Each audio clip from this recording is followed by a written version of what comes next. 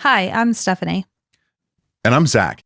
And welcome to the Lawyerist Podcast, one of the many ways that we help lawyers build healthier firms, better businesses, and more sustainable lives.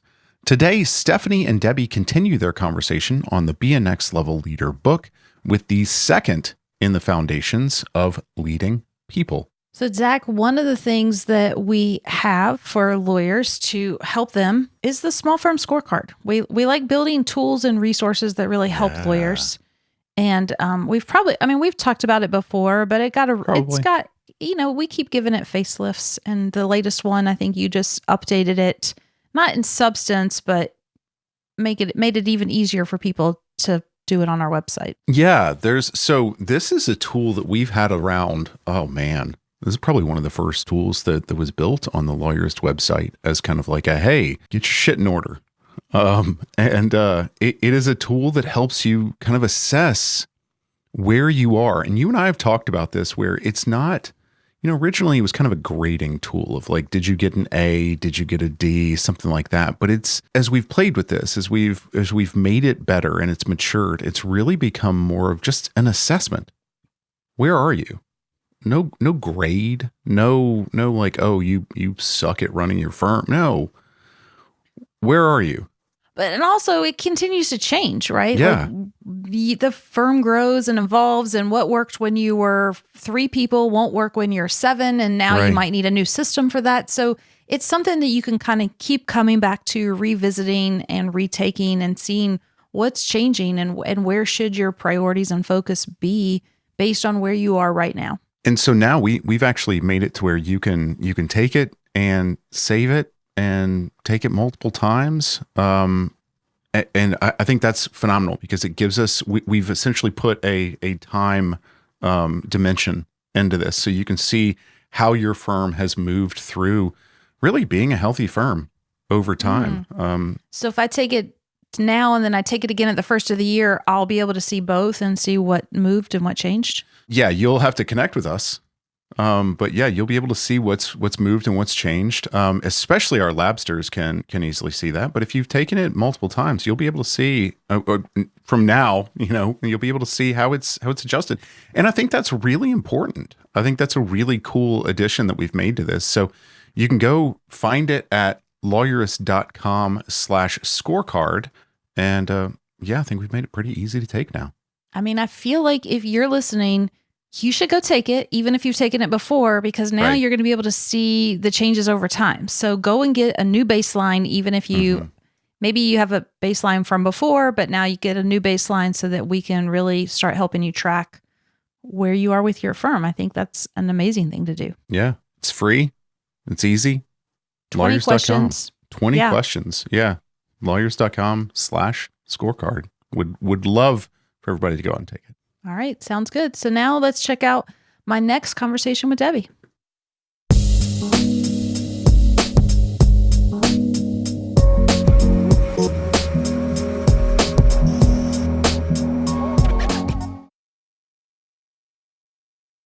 All right. Hey, everybody. I'm back with Debbie Foster, and this is the second of a series of 4 episodes where we're talking about the 4 cornerstones of law firm leadership, which is the subtitle of our new book, Be a Next Level Leader.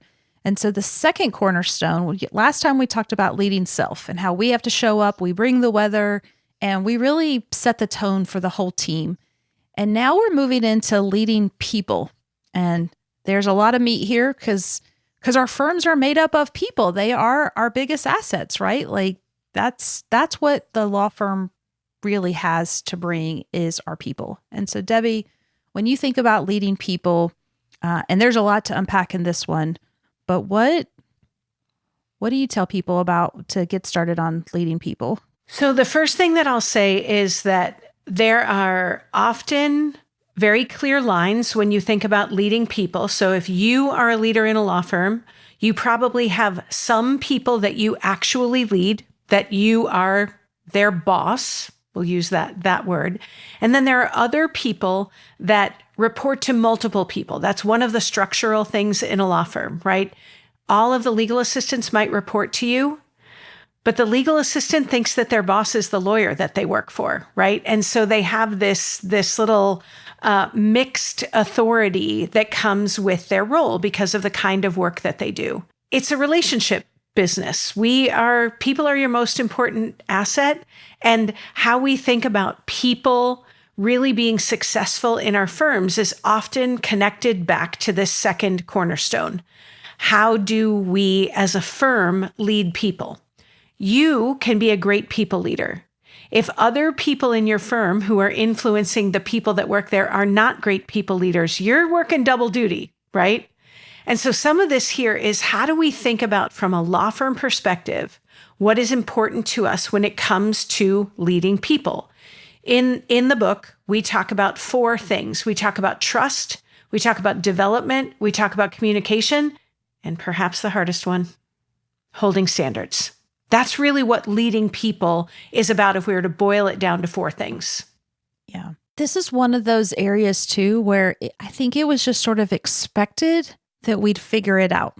And we talk about this. I mean, the whole concept of the book is around that idea, but this one especially, like, no one ever sat down to me. I remember joining a law firm at a law school, and my first, person that I was supposed to manage was my legal assistant, Linda. I mean, she really managed me. Let's not, let's not get it wrong. She taught me how to practice law, and I love her to this day for that. But they were like, here's your person, manage this person. And I'm like, what does that mean? I don't, and that's it. And then eventually I was also given some associates to manage. Like, people just kind of expect that what you're supposed to do with this. And honestly, there were some people, if I were to think about some other personalities in my law firm, if those were my role models, I'm in big trouble, because there were a lot of really bad, like, to your point, a lot of really bad people managers out there that just kind of like screamed and yelled and threw things. And I mean, like, we have some stories, guys, we could tell, right? Yeah. There's some bad behavior out there. And so, it starts with building trust. And again, it seems so obvious, but I think this is even a point. I mean, I was told, almost keep a wall up. Like, you shouldn't become friends with your team. And I don't think we need them to be your best friend, but you do need to know them. Mm-hmm. And so what do you say to people in that line, and how professionals might approach that concept in a law firm? Well, the key to building trust is through relationships. It is through, and it's not like trust fall trust. It's, we can count on each other, right? If something's going on, you don't have to spill all the details, but we can count on each other, and we can say, hey, I've got an issue. And I don't think that from a trust perspective, the idea of transparency, the idea of communication, the idea from a leader's perspective of being a normal human that has issues, right? None of us are perfect leaders. None of us are perfect people. So how do we show up in a vulnerable way, in a trust building versus trust busting kind of way, and set the example for what that looks like? I mean, I've done an episode on this before. It's been a while. The idea that trust is something that you can intentionally build. I think a lot of people just assume you just wake up one day and you've had this whole lengthy experience with someone, and so now they trust you. But there actually are some things that you can do. Like, if you have a new relationship with someone, you need to do the work to build trust with that person. Or maybe you've been working with someone for a long time and you've never done that work. But this isn't just something that magically appears trust. It does not. And it's really the human side of leadership. It is something as simple as, how was your weekend, is a trust builder. It doesn't have to be anything crazy. It doesn't have to be, you fall back and I'll catch you. It can be, how was your weekend? It can be, is everything okay? I feel like something might be off. Is there anything I can do to help you? From a leader's perspective, it could be something like, hey, I sense that rush that we had yesterday really stressed you out, and I'm sorry about that. That really was on me. I knew that deadline was coming up, and I should have been more prepared. Those are the kinds of things that are trust building activities, right? It doesn't have to be buy someone something. It doesn't have to, it's just so simple. It's about conversation, vulnerability, asking questions, and actively listening. Yeah. And you went, and I would add to that too, asking someone, tell me some of your professional goals. Are there skills that you'd like to learn? How can I help you develop? Where do you want to go? No matter what your role is, there could be a next step. And how can I be your advocate to help you get what you want professionally?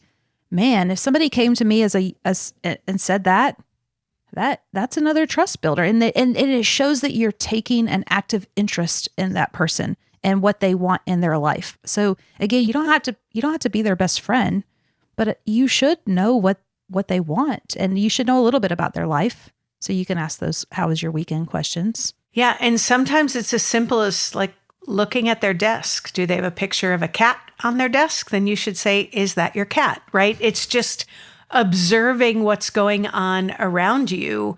There's so much information that people give us without actually giving us information that can help us make those connections. Once we do know people, then we can, and we've taken that interest in them, we kind of get to the next part of leading people. And so one of the things that we spend a lot of time talking about in the book is this idea of developing people and how to delegate. And delegating to develop is probably the better way of saying it, because I think a lot of times we think delegate to get work off our plate. And we talk about this concept of the A player problem. And I wonder if you can explain that to us. We've called it a few different things. I typically revert to calling it the overburdened A player, but I probably don't have to say much more than that. And people have a picture of someone in their minds, right? It's the person who just gets things done. You can count on them. Their plate is full, but if you give them one more thing, they're going to figure out how to fit in that one more thing and make sure that they deliver it back to you. But the problem with the overburdened A players, especially when they're paired up with people who are not performing at that level, is at some point they look around and they say, why always me? Why can't some of these other people do some of these things? And I think that's where the delegation thing comes in and the development thing comes in. It's easy for you to give things to your A player because it doesn't need a lot of instruction. You can just drop it and run. But what if you, as a leader, started bringing some things to other people on the team and thinking about how can I help them grow in this area so I can give them more things like this, except that we're busy. And the path of least resistance is to just keep running back to that A player. But we are obligated as leaders to really think about people development. And that's one way to start thinking about it. It's harder to develop those people, but it's important, right? And one of the things we talk about in the book is these different identities we wear as leaders. And ultimately, you want to become a multiplier. You're going to, as a leader, you're judged not on your own individual output, but on the output of your team. And so investing the time it takes to develop those, the B's and the C's and getting them to A's, wouldn't you rather have a whole team of A players? I mean, how many times I know you and I are like, yeah, if everybody was an A player, the world would be easier, but that's on us. Honestly, we have to do the hard work of getting people to where they need to be. And so we also go into great detail to explain to people, how do you do that? Because you don't delegate all work the same way. There's actually different ways to delegate based on the person's skill level and their readiness level for the task at hand. So you may even have an A player who you want to do something new, and you may need to go back to the way you would delegate. You're not going to delegate the same way and just drop it on them because this is a new skill. And so you have to be really thoughtful. I think people don't realize how hard delegating really is when you kind of unpack all those layers. For sure. I remember it might have even just been earlier this year, I did a session on delegation for a law firm. And it was so interesting to hear their challenges with delegation, which was really just around setting expectations and being clear about what you needed. When we started really unpacking, when has delegation failed? It was always when you just drop something on someone's desk and you ask them to do it with no further instruction than that. So I love how much detail we go into in the book about how that adaptive delegation, how we need to be thinking about it, dependent on the type of work and the type of skills of the people that we have. Yeah. And again, I know we talked about this last episode, but then you get to the workbook. So in the book, we talk about it. We give the stories, we give the examples. Then we get to the workbook and I turn to the page and it's like, here's how you do this supporting delegation. Here's when you use it. Here's what it looks like. Here's what you say. Like, again, a little script of like, hey, we need to do this. And you've been doing such and such so far. I'd like to add some responsibility to you. Like to your point of clear expectations. I had a conversation recently, you're reminding me, where a leader said, well, they've been doing this for 6 months. So by now, I just expect that they would know that they need to step up and they need to like be able to take the next 3 steps on their own. And I was like, that's interesting. Did you tell them that? And they were like, what? And I'm like, right. Like you've had them do it this same way for 6 months. So in your mind, they should just know that it's been 6 months. Start doing the next 5 things. I was like, they don't like, no, that's not fair. So it's not just enough to change how we delegate. It's totally fair to say, hey, you've been doing a great job with this assignment. I'm super comfortable with the way we've done this, but I'm ready for you to take another step. I'm ready for you to grow. So this time I want to do it differently. I want you to do the planning and you to take those steps and just check in with me at this point or give me an update here, but I'm not going to be as direct as I was with you when you were just first learning this skill. How awesome would that be? Our leaders sort of forget to say these things and then they get disappointed when we don't do what we thought that they thought we wanted, whatever that is. You know what I'm trying to say. Uh-huh.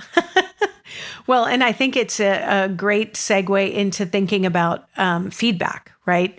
Something that is interesting to me about feedback is pretty generally speaking, we struggle with constructive feedback, right? It's a skill. It's a muscle to develop. But there are some people who also struggle with giving positive feedback. They feel awkward about it. They feel weird about it. I remember working with a firm and talking about this very topic and saying, if that person, when was the last time you told that person what a great job they're doing for you? And the lawyer just kind of like leaned back, like, what? Like, no, seriously, like, and I turned my chair because he was sitting next to me and I made really uncomfortable eye contact with him and said, hey, I just want to let you know, I really appreciate the extra mile that you have gone to get these 3 things done. I've noticed it. It's made a difference for me and it's made a difference for the client. And he just was like, I don't know how I would say that. You're like, and so just like right? that. Just like that. Exactly. Just like that. But it's really interesting to me that even giving positive feedback can sometimes be challenging. So if you're going to struggle giving positive feedback, you're probably going to also struggle giving that constructive feedback. And you can't develop people unless you're willing to do that. You can't, it's just, everyone is not going to be perfect at every task that you give them. And what they need to get there, what we need to do as leaders to get our people to that A player status is give them new work, set the expectations clearly, and then be very radically candid in the feedback that we give them when we get their work back. And I just want to throw in a side note because I know you and I have heard this way too many times. This idea of, well, if they haven't heard anything, they should know they're doing it the right way. Stop that, please. No news is good news. The no news is good news strategy. Yeah. No. No, people need to hear it. Like it feels good to hear it. And you're like, we need that validation. People need, that's how, the only way we know to continue to do what we're doing or to change is that feedback, good and bad. So you definitely need to tell people. And also, like who doesn't love a good compliment? Right. But it's part of it, like back to your point of getting to know your people. Like when you build that trust, it is not, it might feel a little strange because you've never done it before, but to say to someone, tell me about the last time that you really felt appreciated. It doesn't have to be at work. It could be anywhere, but that kind of gives you a clue. Like some people want that company-wide, firm-wide shout-out. Some people just want a quick little note via email or a little note left on their desk like, hey, thank you so much for doing that. Getting to know your people and getting to know what really makes them tick it makes it so much easier to give that feedback, to delegate that work, to encourage people once you really know what makes them tick. Yeah, absolutely. And then obviously we have the frameworks in the book when you do need to give the feedback, because there's a formula that you can use. And again, we've had guests who've written books on this and have been on the show before. So guess what? You don't have to make it up, and it doesn't need to be a compliment sandwich. That just sucks and doesn't work. But you can very clearly tell people, here's the observable behavior I saw, this was the impact, and here's the result, or here's what needs to change. It's very quick, it's very easy. So again, we give you frameworks, and then we give you the scripts that you can use. And I think this is really where our network, like we talked about, the class that we do, is super helpful, because you get to come and practice and get those reps, right? Just like before you take a deposition or before you get a piece of evidence admitted, you just need at-bats. You just need to go through the motions of, here's how I authenticate this evidence and establish foundation and a hearsay exception. It's the same with giving feedback. You just need to practice it. It doesn't have to be that hard, but it's a muscle that you can build. Absolutely. All right. As we're wrapping up on leading people, there's a lot in this one. I feel like it's pretty meaty. What's a piece of homework we can give for this episode that we can leave people with to think about this week? So I'm going to give a piece of homework that is the one thing that we haven't specifically talked about, and that is the concept of holding standards. When we set expectations for people and they don't meet them, sometimes we have a tendency to feel like holding them to that standard is the same thing as being harsh. And what I would love to give the homework assignment for this episode is think about the people that you regularly work with, the people that are on your team, the people that you lead, and think about where there are opportunities to raise the bar, where maybe you have set expectations and people aren't holding that standard, and how you might think about having just one conversation about how you can alleviate some of the stress from you, because as a leader, we often absorb the stress of other people not doing what they're supposed to do. How can you have just one small conversation with someone on your team around holding standards? I love it. Make sure you tune in next time. We're going to be talking about leading operations.